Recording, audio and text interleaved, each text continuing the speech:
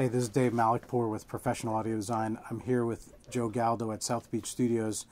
Joe is the founder of South Beach Studios, and well, we've been working together since just about '93 after the studio was open, and it's good to be back here again after seeing the Osberger monitors go in. And so we just came down to find out more about some of the history and how we got here. Well, actually, these are the second Osbergers that we've gotten from you guys. We have them in our B room as well. And you're right, it's been since the early 90s, which I cannot even begin to fathom, but you're totally correct. We've been doing business since perhaps even 91 or 92. Yeah, maybe that far back. So if you want a quick history of the place, we opened it in February of 1992. So last month was our 21st year in operation. It was a venture between Chris Blackwell, the founder of Island Records, who I had the incredible fortune to work for about 17 years as an in-house producer and A&R person for the label. First met him in 1978 as a drummer with Robert Palmer. I was a studio drummer for decades with everybody from ABBA to Prince.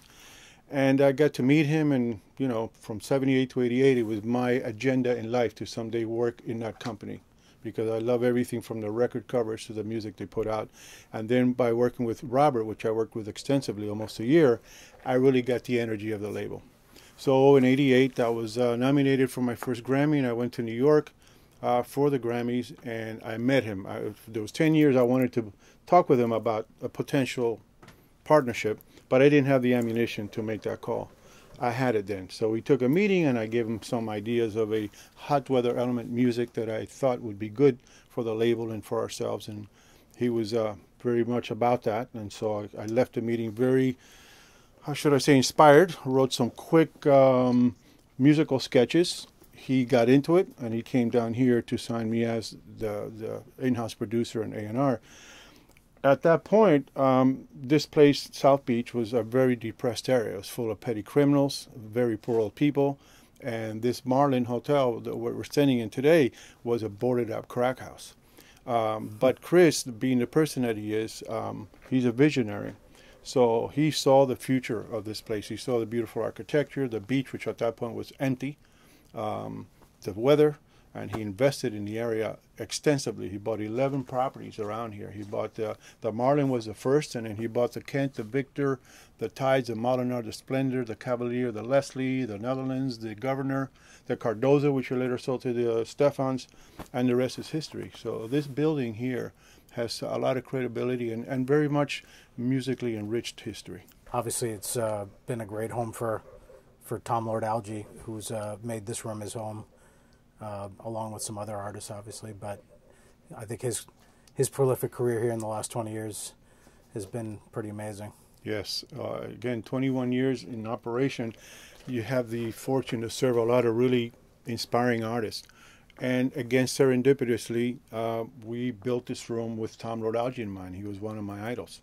So then, again, through luck, we were able to bring him into this space, which was really built with him in mind, because Island Records had built, or had actually signed two artists, Tripping Daisy out of Houston and Tracy Bonham out of, I think, Boston.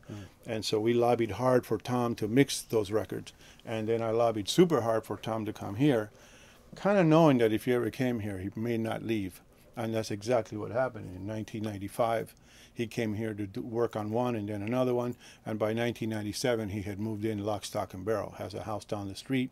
And we've had a wonderful, wonderful time of it. Very industrious, very productive, but very fun time as well.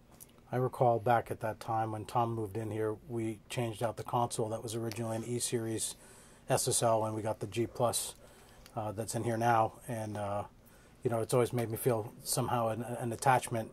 Obviously, you've been a wonderful client to work with, one of my favorites. I have to be honest. I just love working with South Beach. It's, but it's also just because the care you put into the place and the way you treat people, and that shows when you have an engineer like a producer like Tom, who makes it a home. It's because he's comfortable, and that's, you know, I think that's a reflection on the studio and the people who make it happen here every day. Well, the mantra is, you know, accommodate, facilitate, cooperate with an attitude of gratitude. Appreciate that life is chaotic, that it's not black and white, that it's gray, that I'm not cool. We're here to show up to work every day and try to do what we do. And then if you're able to be fortunate enough to do it for an extensive time, then you build a history. But it's nothing to do with anybody being smart or cool or any of that. You just show up to work and you serve, and you take joy in that. And the fact that we're sympathetic to that creative process, because we've also, like I said earlier, we made our living in the studio, both as a creative person and then later on as doing this. Being sympathetic to that creative process, I think the artists really appreciate the fact that if they come in here dressed in diapers, dragging a kangaroo, we're not going to bat an eye, and we're not curious or gossipy, and we really respect their anonymity, and again, respect that they're here to work, not to entertain. And I think they like that. They like the fact that we're loose here, that we like them to come in with their sandy feet and wet bathing suit. It's good for us, you know, and maybe pleasantly disorient them by giving them a little Cuban coffee or some tropical business or whatever it is. And we like doing that. We really get off on that. And I always err on their side. And I don't need to win in arguments. You know, I'm really easy. So well, you've been a drummer with a lot of different talent, you know, amazing artists. So you have a unique perspective as a player.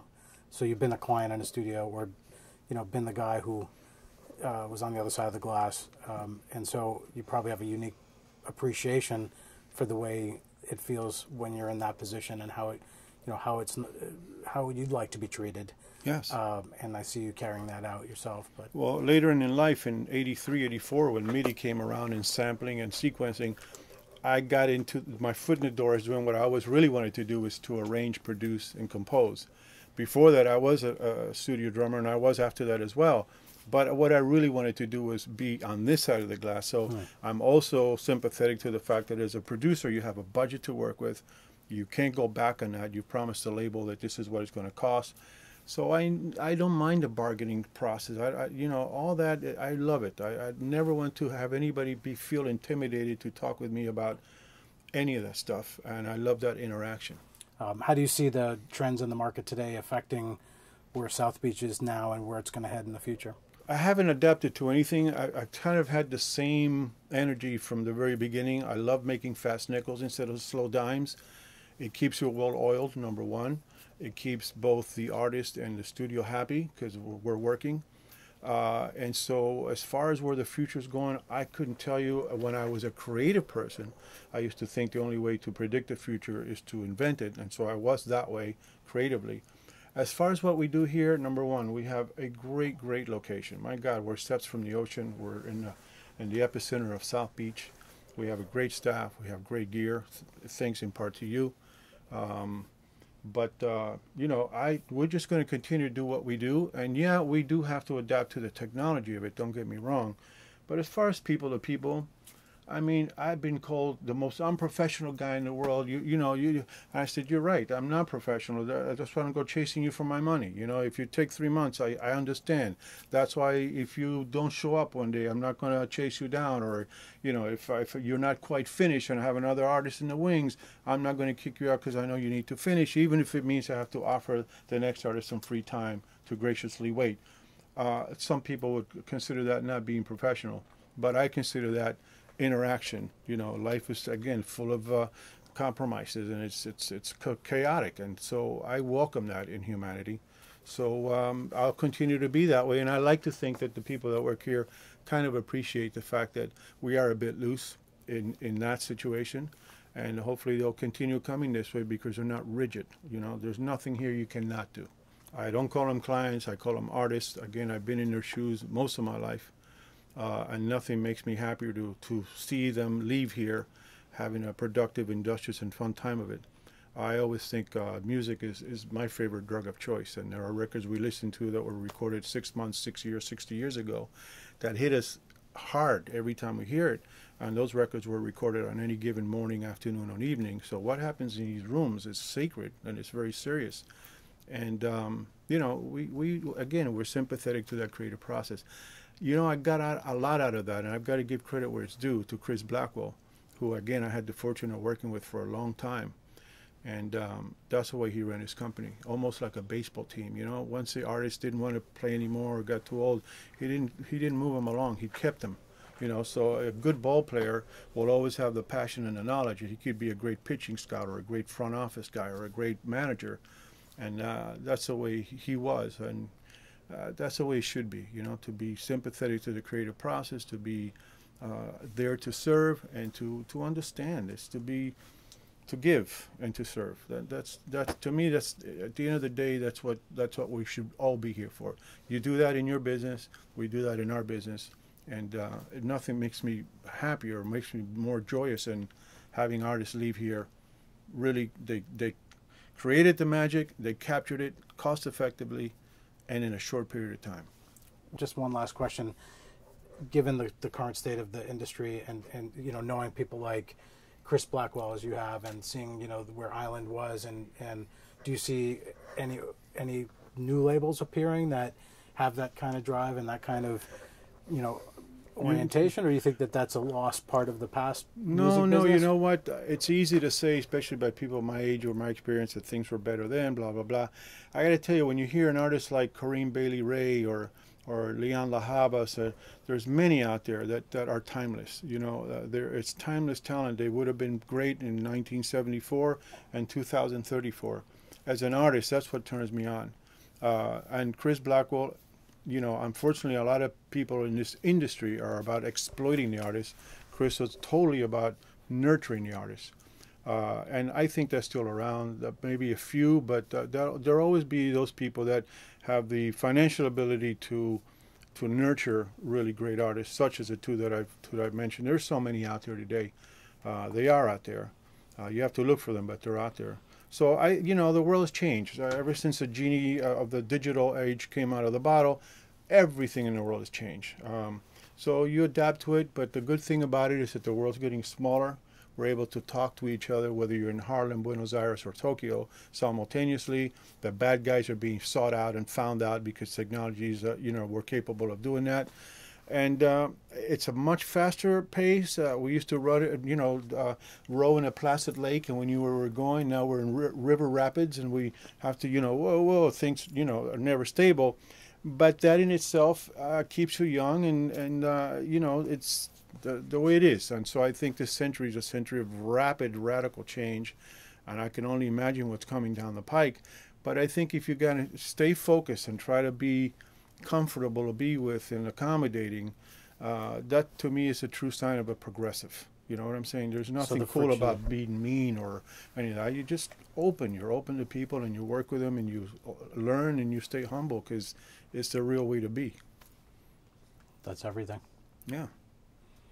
Well, I see the friction, and the rapid change actually does push the creative process. And I see the advent of the smaller label and the independent does return some of that back to, there's a lot of people who are in it just for the passion. They're not because it's harder to sell 10 million records. That's not always the motivator anymore. Sometimes it the motivator. Should never be. But on a commercial level for major independent, major labels, that was a component of the investment that they could make in those records. Today, people don't have as much to put into records, but they might still have that same passion. And I see that, the exploded model as opposed to the clandestine model has some really beautiful parts to it, which is there's more people involved in the creative process today than ever before, and more people making music at a lot of different levels. And to me, that part of it is actually really beautiful, and what makes me excited today, even though some of the projects are smaller, that people aren't able to afford to build massive studio complexes like they were at other times. But at the same time, that seems like way more creative people involved, and hopefully it'll mean more great music coming out, and more coming out of South Beach. I'm quite confident the first thing you said is happening, and I'm very hopeful that the second thing you said will be happening. Well, I appreciate your giving us your time today, Joe. And my pleasure. My pleasure. Excellent. Well spent. Thanks.